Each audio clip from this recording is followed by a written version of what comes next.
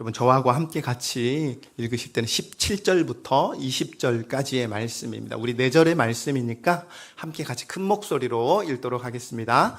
에베소에 사는 유대인과 헬라인들이 다 이 일을 알고 두려워하며 주 예수의 이름을 높이고 믿은 사람들이 많이 와서 자복하여 행한 일을 알리며 또 마술을 행하던 많은 사람이 그 책을 모아 가지고 와서 모든 사람 앞에서 불사르니 그 책값을 계산한 즉 은 5만이나 되더라. 이와 같이 주의 말씀이 힘이 있어 흥왕하여 세력을 얻으니라.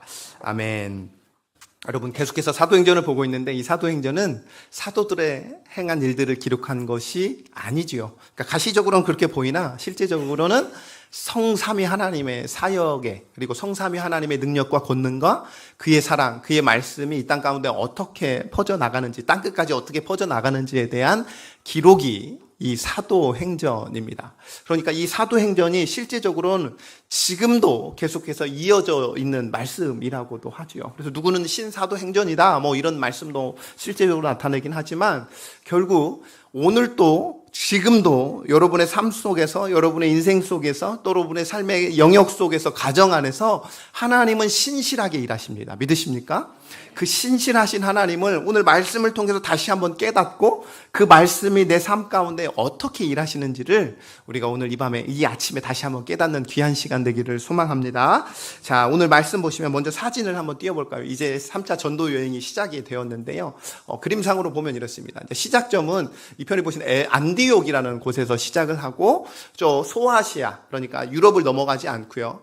그 이탈리아 중 유럽을 넘어가지 않고 에베소의 지역에서 나타났던 이야기들이 오늘 본문의 말씀입니다. 그러니까 소아시아로 건너가는 그 과정과 또 그곳에서 있었던 일들에 대해서 오늘 말씀인데 실제적으로는 스킵했습니다. 그러니까 안디옥에서 바로 에베소로 넘어가는 가운데 그림 보시면 그 파란 선상에 있는 그 에베소라는 곳에서 있었던 내용들인데 그 에베소로 가는 과정 가운데 여러 곳들을 지나쳐 갔습니다. 그러니까 이 여러 곳들이 어디냐면 1차 전도여행이나 2차 전도여행 시에 계속해서 복음을 전하였고 교회를 세웠던 그곳을 이 바울이 다시 한번 방문하는 내용이거든요.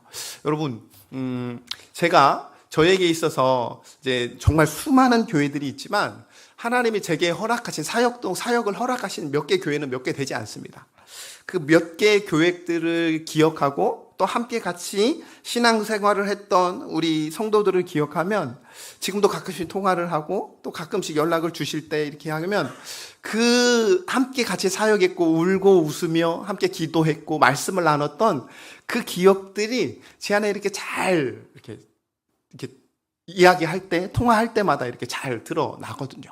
그러니까 바울이 이곳에서 그 지나갔던 사역들을 그곳을 방문했을 때마다 그곳을 향한 사랑 그리고 하나님께서 부어주셨던 그 은혜가 아마 가슴 깊이 감동도 되고 사무쳤고 또 계속해서 하나님은 지금도 이 부족한 나를 통하여 역사하시는구나 라는 것을 아마 알게 하셨을 것입니다. 그러한 여정 가운데 결국 이제 1절 말씀을 보시면 이렇습니다. 제가 1절 한번 읽어드리도록 하겠습니다. 아볼로가 고린도에 있을 때에 바울이 윗지방으로 다녀 에베소에 와서 어떤 제자들을 만나. 그러니까 바울은 윗지방 땅을 계속해서 지나다니면서 그 제자들, 그곳에 세워졌던 교회들을 굳건하게 세운 후에 에베소에 드디어 당도했다는 거예요. 그래서 1절에서 바울은 누구를 만나게 됩니까? 보시면 어떤 제자들을 만나게 되어 있다고 나와 있어요. 그런데 여러분 어떤 제자들이라고 기록을 하고 있는데 이 제자들은 예수님의 제자들인지 아니면 그리스도인들인지는 정확하게 명시가 되어 있지 않는데요. 2절과 3절을 보시면 우리가 좀 더 명확하게 이들이 어떤 사람들인지 우리가 좀 알 수 있는데 제가 2절 읽겠습니다. 자, 이르되 너희가 믿을 때에 성령을 받았느냐. 그러니까 바울이 이 제자들을 향하여 이 만난 제자들을 향하여 뭐라고 묻냐면 너희가 믿었을 텐데 그 믿었을 때에 성령을 받았습니까? 라고 묻는 겁니다. 여러분 바울이 성령을 받았느냐고 물었는데 그 제자들의 대답이 무엇입니까? 아니라 우리는 성령이 계심도 뭐하지 못했다? 듣지 못했다는 겁니다. 그러니까 무슨 말이냐면 그들이 구약이 약속했고 또 세례 요한이 소개한 메시아 예수님도 몰랐고 예수님께서 승천하신 후에 보내주셨던 보혜사 성령님의 존재, 보혜사 성령님에 대해서도 모르는 제자들이었다는 거예요. 그러면서 3절을 보시면 바울이 그들이 어떻게 모른다? 그러면서 다시 한번 질문을 합니다. 바울이 이르되 그러면 너희가 무슨 세례를 받았느냐라고 묻는 겁니다. 그랬더니 그 어떤 제자들이 뭐라고 대답하죠? 요한의 세례라는 겁니다. 그러니까 이 3절, 4절까지 이르러서 이들이 어떤 제자들인지에 대해서 우리가 이제 추측할 수 있게 되는데 그들이 누구였냐면 요한의 세례를 받았다. 그러니까 세례 요한으로부터 받았던지 그들이 유대인이었던 아니면 이방인이었던 세례 요한의 그 세례를 받았던지 아니면 세례 요한의 제자들을 통해서 세례를 받았던지 둘 중에 하나라는 것이죠. 그러니까 이들은 세례 요한의 제자들의 영향을 받은 사람들이었던 거죠. 예수가 십자가의 부활을 통해서 메시아됨을 드러내신 것을 이들은 아직까지 몰랐던 이들입니다. 그래서 우리는요, 이 사람들을 예수를 믿는 그리스도인이라고 부를 수는 없지만 이 사람들은 이 메시아를 기다렸던, 그러니까 세례 요한이 가르쳐준 그 메시아를 기다렸던 하나님의 백성, 신실하게 하나님 앞에 살아가고 있었던 백성들이었다는 거죠. 이들을 만났다는 겁니다. 그러니까 하나님께서 이 바울을 통해서 또 예비하신 사람들을 만나게 되는데 에베소에서 누구를 만나게 되냐면 한 유대인들의 제자들의 무리를 만나게 되는데 자세히 보니 요한의 제자들, 그러니까 요한의 제자들이었고 그들로부터 세례를 받았던 사람들이었고요. 다만 이들은 아직 예수 그리스도 그리고 성령님에 대해서 알지 못하되 다만 세례 요한이 정했던 그 기다리던 메시아를 기다리던 바로 하나님의 백성이었다는 거죠. 그리고 이 사람들이 오늘 이 바울을 통해서 바로 하나님을 만나게 됩니다. 그런 자들에게 복음이 전하여지게 된 것이지요. 4절입니다. 4절 보시면 바울이 이르되 요한이 회개의 세례를 베풀고 백성에게 말하되 함께 읽겠습니다. 내 뒤에 오시는 이를 믿으라 하였으니 이는 곧 예수라 하거늘. 자, 세례 요한의 세례는 어떤 세례였냐면 예수님의 오실 길을 우리 마음에 예비하는 회개의 세례였다. 그리고 이들에게 내 뒤에 오시는 이를 믿으라 라는 이 세례 요한의 메시지가 기다림의 대상이었다는 거죠. 그리고 그 메시아가 오셨고 그리고 오늘 이 바울을 통해서 그 메시아에 대한 복음의 소식을 이들이 들었다는 겁니다. 그리고 그 메시아가 이름이 예수라는 것도 이들은 알게 되었고요. 자, 그러면서 이 예수님을 믿고 영접하겠다. 그러한 표시로 무엇을 받냐면 세례를 받는 겁니다. 5절입니다. 5절 한번 같이 읽겠습니다. 그들이 듣고 주 예수의 이름으로 세례를 받으니. 자, 그래서 여러분 이 제자들은요, 이 뒤에 나오면 총 제자들의 수가 몇이 되냐면 12인데요. 이 제자들은 유일하게 요한의 세례와 예수님의 세례를 모두 받은 사람들입니다. 그러니까 세례가 이제 다음 주에 우리가 세례식이 있을 텐데요. 세례는 새 왕을 영접하는 사건입니다. 그리고 새로운 세계관을 내 삶의 방식으로 채택한 사건이 바로 이 세례입니다. 그 전까지는 세상의 가치관과 세상에서 말하는 유익함을 쫓아 살았더라면 이제 이 세례를 내가 하나님 앞에 공교회의 하나님의 공회원으로서 백성으로서 내가 이제 성경적 세계관을 가지고 오로지 나의 주인 되신 그리스도 예수만 쫓아 살아가겠다 결단하는 그 세례인 것이죠. 그렇게 이들은 세례를 받았습니다. 그래서 그들은 이제 더 이상 세례 요한의 제자로서 머무르는 것이 아니라 예수님의 제자가 되었다는 것이지요. 사랑하는 성도 여러분, 세례를 받고 새로운 주인을 영접하고 새로운 나라에 참여하기로 하고 새 주권자 예수의 이름 앞에 복종하는 놀라운 사건이었다는 거죠. 우리가 그러한 존재입니다. 우리는 이제 그리스도 예수 앞에, 그러니까 우리의 참 주인 되시는, 우리의 참 구원자 되시는 그리스도 예수 앞에 복종하며 그의 말씀을 쫓아 이 땅 가운데 그 메시아 되신 그리스도 예수만 전하며 살아가는 저와 여러분인 것이죠. 여러분, 이 삶이 우리 인생의 가장 큰 복임을 잊지 않기를 주님의 이름으로 축복합니다. 이 제자들이 그렇게 변했잖아요. 그리고 나서 놀라운 사건이 일어나요. 그게 6절과 7절의 말씀입니다. 제가 6절 읽겠습니다. 바울이 그들에게 안수하매 성령이 그들에게 임하심으로 방언도 하고 예언도 하니 모두 12사람쯤 되니라.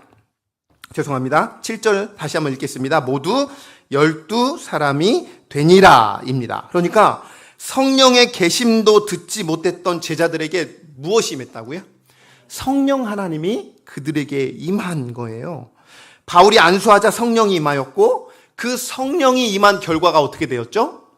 방언도 하고 예언도 하는 겁니다. 자, 여러분, 성령의 역사가 어떤 사건으로 일어났냐면 방언과 예언이 다 뭐와 관련된 거죠? 내 입술, 내 말과 관련된 사건입니다. 그러니까 무슨 말이냐?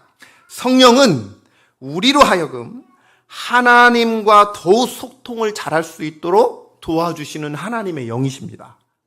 말씀을 잘 알아들을 뿐 아니라 내가 그 말씀을 잘 표현해서 하나님과 더욱 깊은 교제 속으로 들어가게 하는 이가 성령 하나님이신 거죠.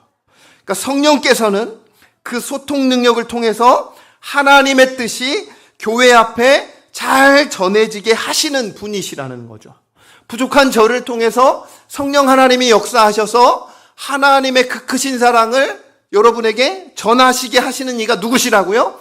성령 하나님이시라는 거예요. 여기 계시는 목자님들과 여기 계시는 부장 선생님들, 또 우리 여기 계시는 우리 사역자분들, 여러분 모두가 성령 하나님의 은혜로, 성령 하나님의 능력으로 여러분을 통해서 여러분의 목원들에게, 여러분의 자녀들에게, 또 여러분의 우리 귀한 유초등부, 또 중고등부 우리 청년들에게 그 하나님의 사랑이 전해진다는 거죠. 하나님 나라는요, 그래서 성령의 언어로 이루어져 있습니다. 하나님을, 내가 그리스도 예수를 믿으면 무엇이 바뀌느냐? 내 말에, 내 입술의 말들이 바뀌기 시작한다는 거예요. 신자는 그래서 그리스도 예수를 영접하면 자연스럽게 내 입술에서 뭐가 끊어지냐면 저주가 끊어지는 거예요. 내 입술에서 저주가 끊어지고 하나님의 사랑의 영이신 그 사랑의 말들만이 내 안에 가득하게 한다는 겁니다. 여러분, 내가 성령이 충만하다는 것은 결국 내 입술에 무엇이 충만하다는 거예요? 사랑의 말들이 충만하다는 거예요. 이 말을 뒤집어 보면 내가 세상에 살면서 때로는 나도 원치 않게 저주의 말들을 퍼붓기도 하고, 때로는 나도 원치 않게 남을 아프게 하고, 때로는 남을 그렇게 해코지 하는 그런 말들이 결국 어떤 때 일어납니까? 내 안에 성령 하나님이 충만하지 않을 때 우리는 자연스럽게 세상의 사람들과 동일한 모습으로 있게 된다는 거죠. 여러분, 내가 아니라 예수님을 마음의 주인으로 모시는 사람들의 소통에는 뭐가 있냐면 사랑이 있고요, 배려가 있고요, 그리고 늘 나를 주장하는 게 아니라 상대를 세우고, 그리고 그 상대 속에 있는 그리스도를 세우는 소통을 하는 게 바로 신자의 성령 충만한, 성령이 그 안에 내주하시는 분의 삶이라는 것이지요. 사랑하는 성도 여러분, 성령의 사람의 가장 근본적인 변화는 자기의 말을 통해서 내 나라를 만들고 나를 세우는 것 대신에 하나님의 말씀과 예수님의 말씀이 내 안에 가득하여져서 늘 내 입술과 함께 교제할 때에 하나님의 사랑, 그리고 하나님의 나라가 창조되었다는 것을 계속해서 전하는 그러한 복된 삶이 우리 삶 가운데 가득하다는 거죠. 바라옵기로는 우리 사랑하는 성도님들, 교회 안에서뿐만 아니라 여러분이 속한 그 어떤 삶의 영역들, 그 모임들, 또 여러분의 직장, 여러분이 하나님께서 허락하신 그 모든 삶의 지경 속에서 여러분의 입술을 통하여 오로지 그리스도 예수만이, 그리고 하나님만이, 하나님의 나라만이 선포되어지게, 그리고 그 말들을 듣고 수많은 사람들이 감동을 받고 수많은 사람들이 위로를 받고 그 하나님의 사랑을 경험하는 귀하고 복된 저와 여러분 되시길 주님의 이름으로 간절히 축원합니다. 저주의 말들은 여러분의 입술에서 떠나시기를 주님의 이름으로 간절히 축원합니다.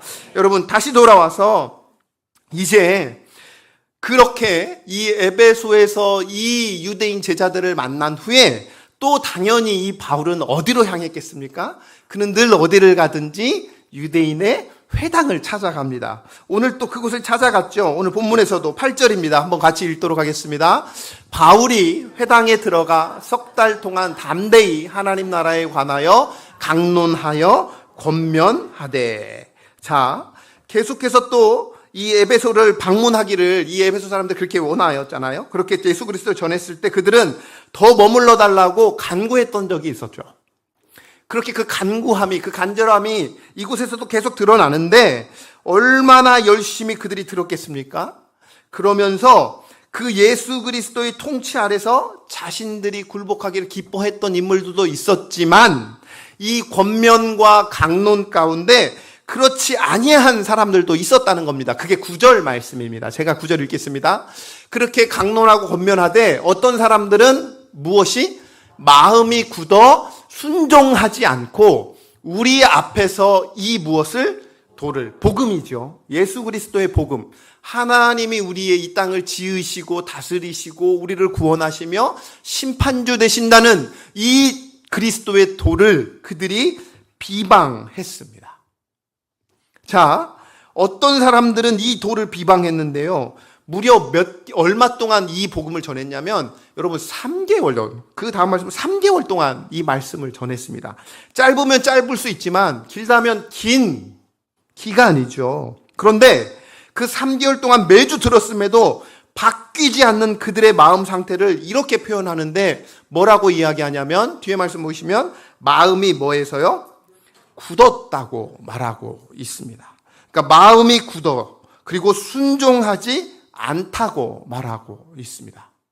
여러분, 마음이 굳고 순종하지 않다. 이 말뜻이 어떻게 번역될 수 있냐면 강팍하다, 믿지 않는다 라고 번역될 수 있는데 둘 다 뭐냐면 미완료 시제로 써요. 시제가 미완료예요. 그러니까 무슨 말이냐면 과거에 있었던 그 사진이 단회성이 아니라 지속되었다는 거예요.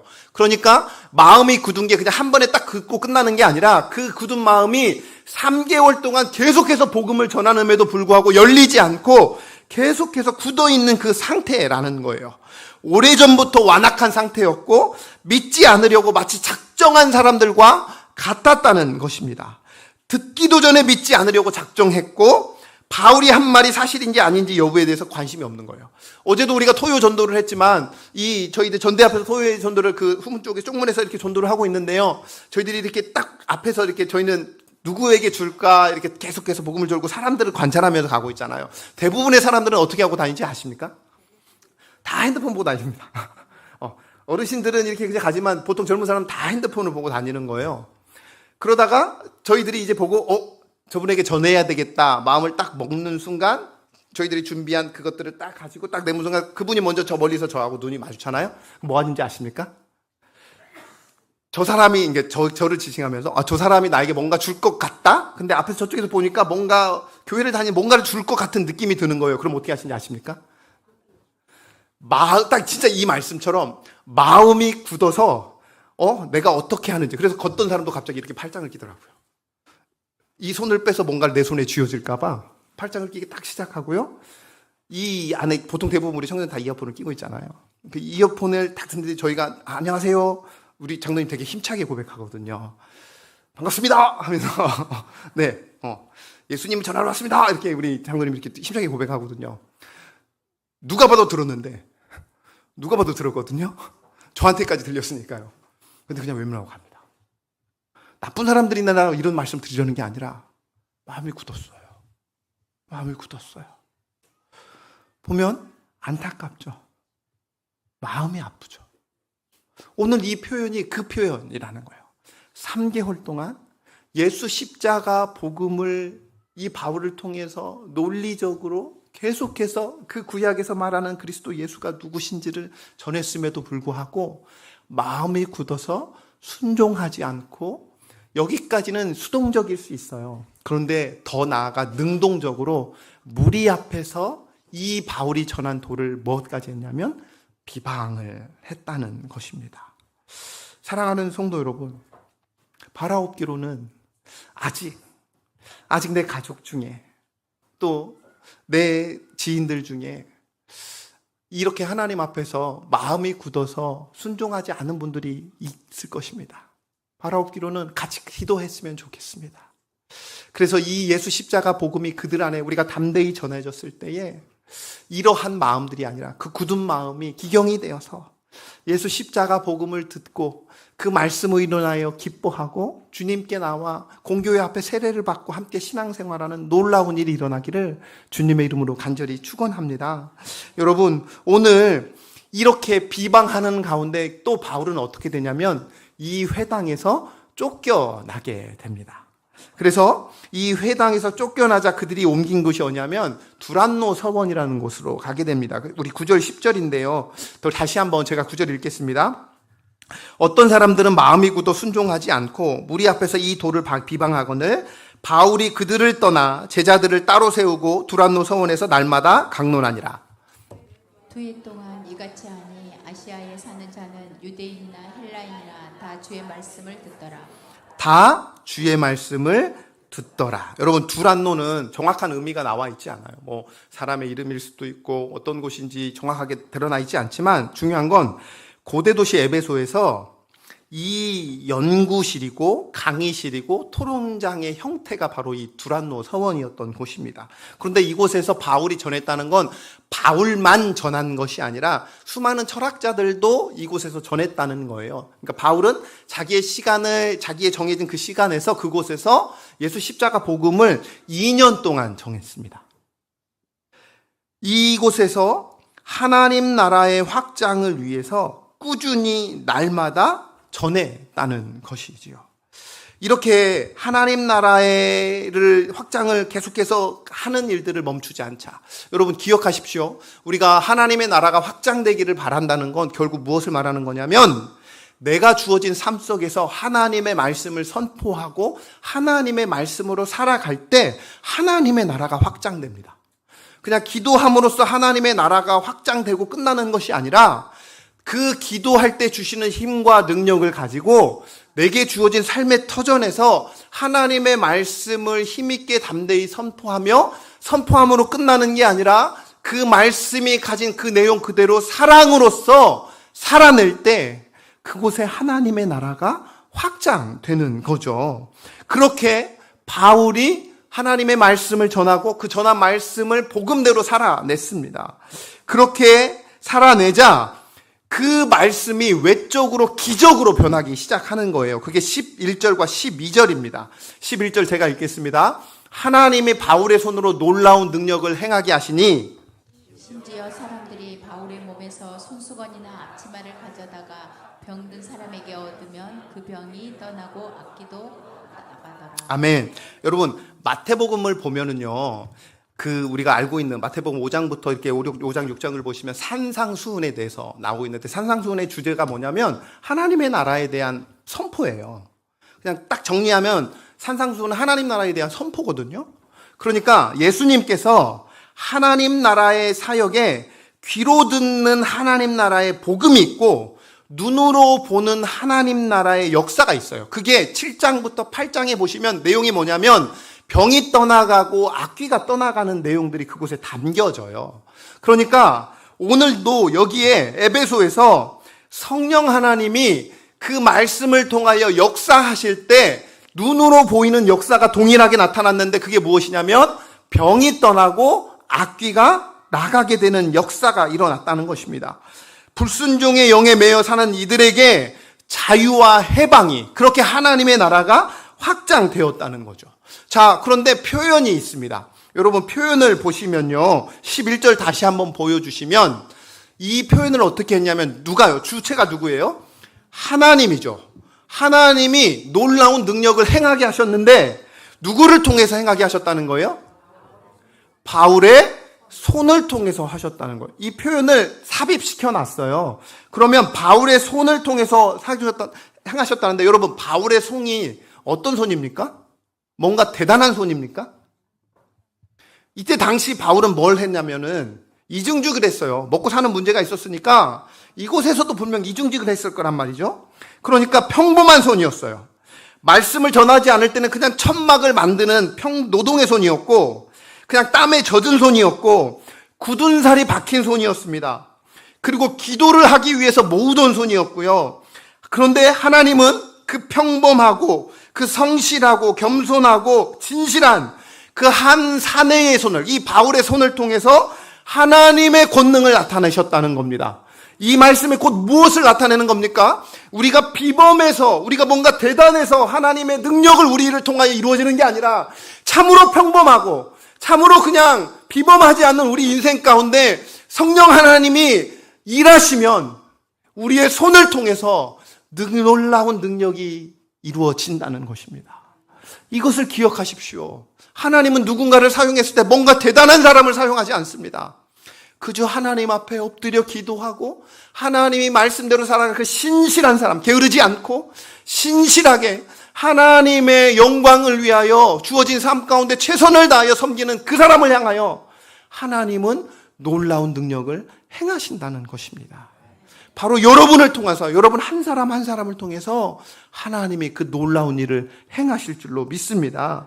여러분, 이 일을 통해서 잠깐에 또 어떤 일이 일어나냐면 13절과 14절을 보시면 이 놀라운 일들이 일어나다가 이에 돌아다니며 마술하는 어떤 유대인들이 이걸 보니까 대단하다고 여겼던 거예요. 그래서 시험 삼아 악귀 들린 자들에게 뭐라고요?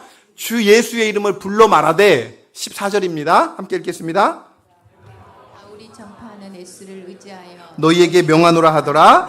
유대의 한 제사장 스게와의 아들 7 아들도 이 일을 행하더니. 그러니까 구체적인 한 예를 드는데 한 제사장 스게와 그 7 아들이 당한 봉변에 대한 얘기인데요. 보니까 이 제자들, 이 바울로부터 세례를 받고 그 말씀으로 훈련받은 이들이 나타낸 그 권능, 그 성령 하나님이 그 가운데 충만함으로 나타났던 이 복음의 능력을 보고 부러웠던 거예요. 보니까 그들의 모습을 보니까 예수의 이름으로 그들이 뭔가를 행하더라. 나도 예수의 이름을 부르면 이 일들을 행할 수 있겠지라고 시험 삼아서 악귀 들린 자에게 진짜 그리스도 예수를 믿는 게 아니라 마치 주문 외우듯이 주 예수의 이름으로 불러 말했다는 거죠. 그랬더니 어떻게 됩니까? 이 15절에 한번 보십시오. 함께 읽겠습니다. 시작. 악귀가 대답하여 이르되 내가 예수도 알고 바울도 알거니와 너희는 누구냐 하며. 악귀가 화가 나는 거예요. 어디 표현이 죄송합니다. 되도 않는 게 와서 나에게 지금 이렇게 하는 게, 나 예수도 알고, 악귀가 그렇게 얘기하는 거예요. 나 예수도 알고 바울도 아는데 너희는 누구야? 여기서 누구냐라는 분을 몰라서 묻는 게 아니고요. 조롱과 책망조의 질문입니다. 누가요? 악귀가 누구에게? 시험 삼아 예수의 이름으로 나도 한번 해봐야지 했던 그들에게 조롱하며 책망조로 질문하는 거예요.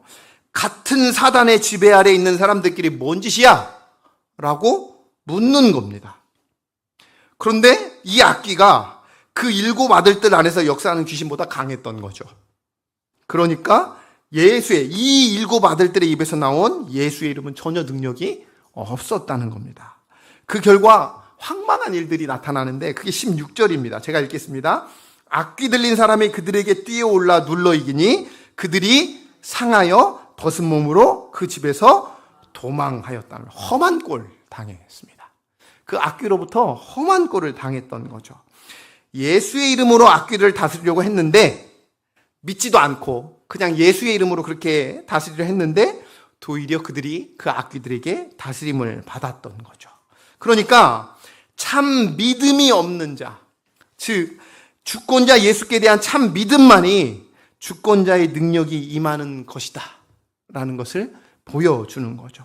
그 결과 이 악한 일을 통해서도 하나님은 선하게 역사하십니다. 17절과 18절인데요. 무슨 일이 일어나냐면 에베소에 사는 유대인과 헬라인들이 다 이 일을 알고 두려워하며 주 예수의 이름을 높이고 믿은 사람들이 많이 와서 자복하여 행한 일을 알리며. 사랑하는 성도 여러분, 결국 이 참 황망한 이 일들을 통해서도 하나님은 홀로 영광 받으신다는 거예요. 여러분, 예수의 이름은 주문이 아닙니다. 예수의 이름은 주권입니다. 내가 예수의 이름을 선포한다고 살아간다는 건 여러분의 인생 가운데 예수가 주인됨을 살아가는 거예요. 내가 세상에서 예수의 이름으로 외치며 나아가는 것 같지만 그 삶에 예수의 이름으로 행하지 않고 예수의 이름으로 살지 않으면 그 고백은 단지 주문받게 되지 않아요. 그리고 그 결과 험한 꼴을 당하였습니다. 사랑하는 성도 여러분, 예수의 이름은요, 주문이 아닙니다. 예수의 이름은 주권입니다. 주권이 무엇입니까? 내 인생에 예수의 이름이 나를 다스리고 내 인생에 예수만이 주인 된다는 고백이 예수의 이름이라는 것이죠. 그러한 진정한 예수의 이름으로 세상에서 살아내는 저와 여러분 되시길 주님의 이름으로 축원합니다. 자, 이제 정리를 할 텐데 이러한 놀라운 일이, 자, 시작이 뭐였죠? 예상치도 못한 바울이 에베소에 갔을 때 누구를 만나냐면 한 유대인들을 만나게 되는데요. 그 유대인들은 성령님도 모르고 예수님도 몰랐던 이들이에요. 그런데 이 바울이 그들에게 복음을 전하고요. 그들이 세례를 받고 그들이 긴 시간 동안 훈련을 받습니다. 그리고 그 훈련을 받은 결과 이 제자들의 삶에 무엇이 나타나냐면 예수의 이름으로 능력이 나타나게 됩니다. 그리고 그 능력을 가지고 세상에서 하나님의 나라를 확장했지요. 그런데 그것을 보고 예수의 이름으로 나도 저렇게 이름을 하면 그렇게 될 수 있겠구나 라고 잘못 생각한 이들이 예수의 이름을 했다가 험한 꼴을 당하게 되고요. 그로 말미암아 하나님은 선하셔서 그 일들을 더 놀라운 일들로 바꾸어 가시고요. 그러면 결론적으로 어떤 일들이 이 에베소에 일어나게 되느냐? 19절입니다. 우리 함께 같이 읽겠습니다. 시작. 또 마술을 행하던 많은 사람이 그 책을 모아가지고 와서 모든 사람 앞에서 불사르니 그 책값을 계산한 즉 5만이나 되더라. 아멘. 사회적인 대변혁이 일어났습니다. 바울이 전한 그 예수 십자가의 복음이, 그의 헌신적인 노력이 그리스도 예수의 이름으로 어떠한 능력이 나타나냐면 에베소에 대사회적인 변혁이 나타났습니다. 여러분의 학교에, 여러분의 가정에, 여러분의 일터에, 여러분이 속한 그 삶의 영역의 사회에 대변혁이 일어날 수 있다는 것을 오늘 말씀을 통해서 우리에게 주시는 거지요. 여러분, 이 당시에 귀신을 의지하며 마술로 생계를 일쌌던 자들이 굉장히 많았습니다. 거짓 신을 버리고 이제 참 신이신 그들이 예수님 앞에 나와왔던 것이지요. 그들이 회심했다는 것입니다. 어둠에서 빛으로 나와왔고요. 세상의 주인을 예수님으로 바꾸었고요. 그 나라를 바꾸고 그 가치관과 그 세계관을 뒤엎고 뒤집는 일이 이게 일어났다는 것이지요. 여러분, 마술하던 쓰던 그 값비싼 책들을 다 불태웁니다. 이제 더 이상 자신의 인생에 아무런 가치가 없다고 여겨졌죠. 왜? 그 전까지는 이게 나의 생의 전부였고 이것이 나를 먹여 살렸고 이것이 내가 더 깊이 나아가야 될 방향이라고 여겼던 그 마술을 그들이 이제, 여러분 잘 생각해 보세요. 이거 돈 되게 많이 받을 수 있는 건데 그럼 그냥 팔자. 이제 나에겐 더 의미가 없어. 팔자라고 그들이 결단했던 게 아니라 이거를 불태웠어요. 아무런 의미가 없다고 불태웠어요. 그런데 그 값이 얼마였다는 거예요? 여러분, 책을 불살았다는 건 그 사람이 가지고 있던 삶의 모든 사상을 바꾸었다는 것을 의미하는 겁니다. 그 값을 계산해 보니까 은 5만인데 은 하나가 한 드라크마, 그러니까 이 한 드라크마가, 은 한 드라크마가 하루 품삯이니까 은 5만이면은요 5만 명이 하루 품삯인 거예요. 그러니까 웬만한 군 단위의 그 모든 노동자들이 하루 벌을 수 있는 삭신 거예요. 계산을 해보면요, 한 사람이 무려 137년 동안 일해야만 벌 수 있는 돈이 이 은 5만의 값어치입니다. 그런데 이것을 팔아서 이문을 남기지 않고, 그리고 그 돈으로 내가 주님의 영광을 위하여 쓰겠다 이렇게 결단하지도 않고 그냥 사라져야 할 것이 사라졌다라는 측면으로 불에 태워버린 것입니다. 사랑하는 성도 여러분, 이 결단이 우리 삶과 내가 속한, 나를 통하여 예수 십자가 복음이 그 전하여진 그 삶의 영역 가운데 일어나기를 주님의 이름으로 축복합니다. 여러분, 우리는 더 이상 하나님이 계신 듯 아니 계신 듯 그렇게 세상을 살아나가는 그런 존재가 아닙니다. 우리 하나님은 살아계십니다. 지금도 여러분의 인생 가운데 역사하십니다. 내가 더 이상 영적 우울감에 빠지고 내가 더 이상 영적인 패배의식에 빠져가지고 이 땅 가운데 그냥 허덕이며 살아가는 존재로 그리스도 예수께서 십자가에 달려 죽으신 게 아니라는 거예요. 예수 그리스도는 그렇게 살아갔던 나를 건져주셔서 더 이상 죄의 사슬에 매여 있지 않고 그 기쁨과 행복의 나라에서 살 수 있도록 우리를 초대하셨고 우리를 그렇게 환대하셨습니다. 그러한 존재가 저입니다. 세상의 어떠한 일들에 일희일비하며 살아가는 존재로서 우리를 부르신 게 아니라 그 영원하신 하나님의 나라를 유업으로 살아가며 그 영원하신 하나님의 나라를 전파하며 그 가운데 참된 행복과 참된 평안을 누리며 살아가라고 우리를 이 땅 가운데 부르셨다는 거죠. 기억하시기를 소망합니다. 우리는 그러한 존재입니다. 그리고 그 사랑을 전하며 살아가는 존재입니다. 바울이 그 삶을 누렸고 그 바울이 전한 그 복음으로 바로 이 에베소가 대사회적인 변혁이 일어났다는 거죠. 꿈꾸십시오. 평범한 그 손을 통해서 하나님께서 역사를 일으키십니다. 그 안에 믿음이 있습니다. 여러분 안에 믿음이 있기를 소망합니다. 그 믿음으로 우리 사랑하는 자녀들 그냥 나 어디 학교 내가 이 초등학교요? 저는 여기 살기 때문에 이 초등학교 가는 거예요가 아니에요. 하나님이 여러분을 그곳에 보내셨습니다. 그리고 그곳에서 신자로 살아가며 그곳에서 여러분의 손을 통하여 많은 영혼들이 주님께 기뻐 돌아오는 능력의 삶이 있을 줄로 믿습니다. 믿고 그 은혜로 그 선함으로 살아가는 저와 여러분 되시길 주님의 이름으로 간절히 축원합니다. 결론입니다. 20절 함께 읽고 우리 함께 같이 작정하며 하나님 앞에 찬양으로 작정하며 나아가도록 하겠습니다. 이와 같이 주의 말씀이 힘이 있어 흥왕하여 세력을 얻으니라. 아멘. 여러분의 삶의 말씀에 힘이 있어 흥왕하여 하나님의 세력들이 차고 넘치는 귀한 은혜가 있기를 주님의 이름으로 간절히 축원합니다. 우리 시간 다 함께 일어나실까요? 우리 다 함께 일어나셔서 함께 결단하는 시간 갖도록 하겠습니다.